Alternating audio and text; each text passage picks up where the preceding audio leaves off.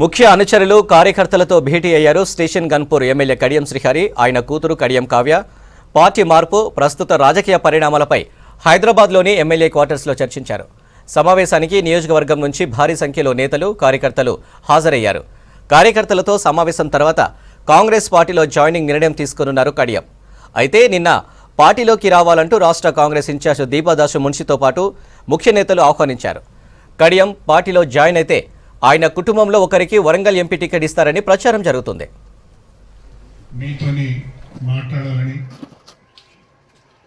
మీ అందరికీ కూడా శిరస్సు వంచి నమస్కారం. ఒక మాటలో చెప్పాలి అంటే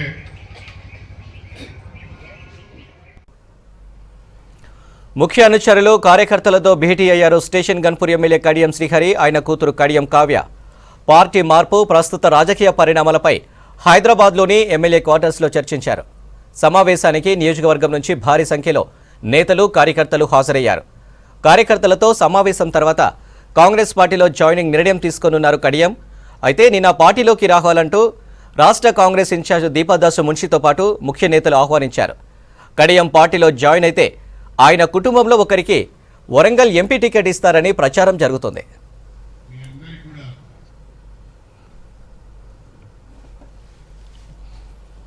మీ అందరినీ కూడా ఆహ్వానించడం జరిగింది. ఈరోజు ఆహ్వానాన్ని మన్నించి వచ్చిన ముఖ్య నాయకులందరికీ పేరు పేరున నా హృదయపూర్వకమైన నమస్కారాలు తెలియజేస్తాను. ఈరోజు మీ అందరినీ కూడా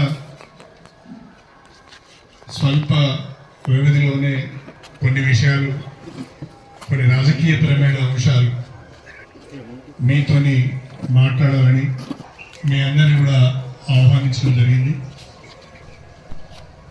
ఈరోజు ఆహ్వానాన్ని మన్నించి వచ్చిన మీ అందరికీ కూడా మరొక్కసారి నా నమస్కారాలు తెలియజేసుకుంటున్నా. ఒక మాటలో చెప్పాలి అంటే మీరందరూ నన్ను నిలబెట్టడానికి